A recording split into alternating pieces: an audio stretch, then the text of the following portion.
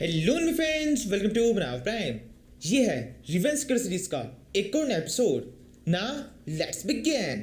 पिछले कई एपिसोड से हम देख रहे हैं मिंग वर्ल्ड हेवन रिलेम के अंदर है, जहाँ पर मिंग से काफी सारे लोग लड़ने के लिए आ रहे हैं। मिंग एक को हराई खत्म करता है, इसके बाद दूसरे लोग आ जाते हैं। इसी तरह से अब तक मिंग के पास में 3 बार लोग आ चुके हैं, जिनमें से 2 को मिंग हरा चुका है और तीसरे के साथ में फाइट कर रहा है।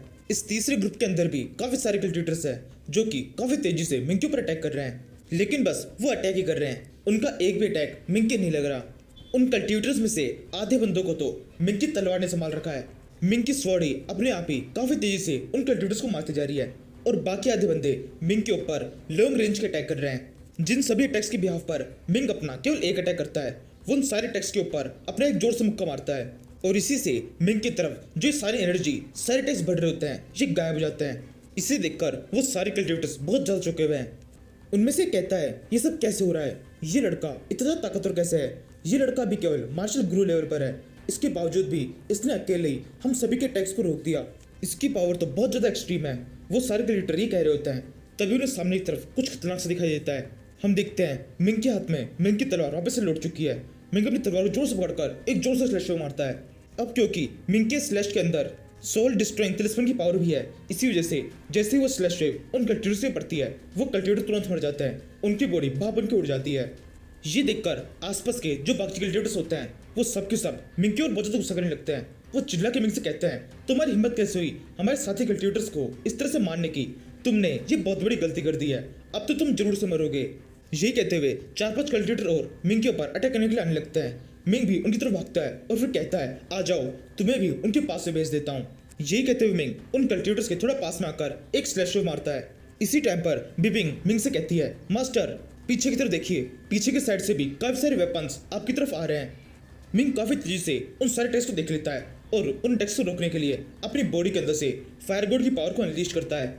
मिंग जैसे ही ऐसा करता है, मिंग की बॉडी के आसपास में एक आग का दानव बन जाता है, जिसका साइज बहुत ज्यादा बड़ा है। इस दानव के बनते ही वो सारे वेपन्स जो कि मिंग की तरफ बढ़ रहे होते हैं, वो नष्ट हो जाते हैं। मिंग अब एक आग के दानव के अंदर ट्रांसफॉर्म हो गया है। उसे देखकर सामने की तरफ जो कल्टिवेटर्स होते हैं, वो और भी ज्यादा डर जाते हैं। उनमें से कहता है, अब ये क्या चीज है? दूसरा कल्टिवेटर बोलता है, मुझे नहीं पता, मैंने भी ये पहली बार देखा है, शायद ये किसी दूसरी दुनिया से बिलोंग करता है।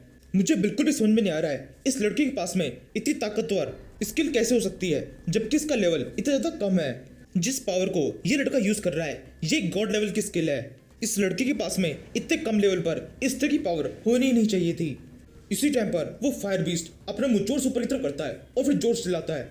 उसके साथ करते ही उसके मुंह के अंदर से बहुत सारे फायरबॉल्स निकलते हैं, जो सीधे उन सारे कल्टिवेटर्स के ऊपर गिरते हैं। ये फायरबॉल इतने सारे और इतने खतरनाक होते हैं, उन कल्टिवेटर्स को बिल्कुल बचने का मौका नहीं मिलता।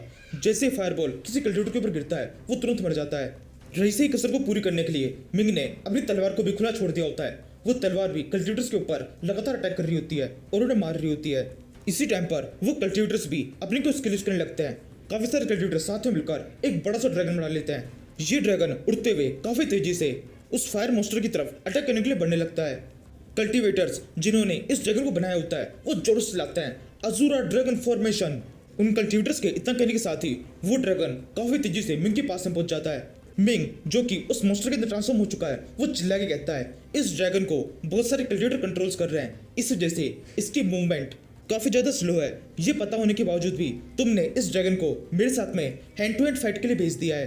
क्लोज कॉम्बैट फाइट के अंदर ये मुझसे नहीं जीत सकता। यही कहते हुए वो मॉन्स्टर उस ड्रैगन के मुंह पर एक रक्त के मुक्का मार देता है।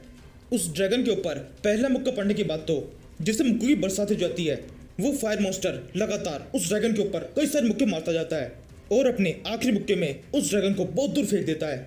इसी के साथ ही वो सारे कल्टिवेटर्स जिन्होंने उस ब्लू ड्रैगन को बनाया होता है, उन सबकी हालत भी काफी ज्यादा खराब हो जाती है। वो सबके सब खून की उल्टियां करने लगते हैं। तभी मिंग उन सभी को मुक्ति दे देता है। एक जोर से फ्लेम थ्रोर आकर उन सारे कल्टिवेटर्स के ऊपर गिरती है। सारे कल्टिवेटर तड़प तड़प के मर जाते हैं। इसी के साथ ही माहौल बहुत ज्यादा गर्म हो जाता है। वो फायर मॉन्स्टर चारों तरफ अपनी फ्लेम थ्रोर से अटैक करने लगता है। अब उन सारे कल्टिवेटर्स के पसीने छूटने लगते हैं। एक कल्टिवेटर चिल्ला कहता है, ये लड़का है क्या? ये एक इंसान है या फिर एक मॉन्स्टर? इसके पास में जो ये पावर है, ये तुमने पहले कभी नहीं देखी। कितनी सी देर में इसने हमारे कितने सारे साथियों को मार दिया। इस फाइट के अंदर तो ऐसा लग रहा है जैसे हम कुछ कर ही नहीं रहे, बस ये ही हमें मारे जा रहा है। अब भलाई इसी में ही है, यहाँ से भाग लो। यही कहते हुए वो सारे कल्टिवेटर्स अपने लाइट वाले तलिस्मन का यूज करके वहां से भाग जाते हैं और इस तरह से मैक्सिमम कल्टिवेटर्स तो मर जाते हैं लेकिन कुछ कल्टिवेटर्स की जान बच जाती है। और यहीं पर इस सीरीज का ये एपिसोड खत्म होता है। Thank you for watching.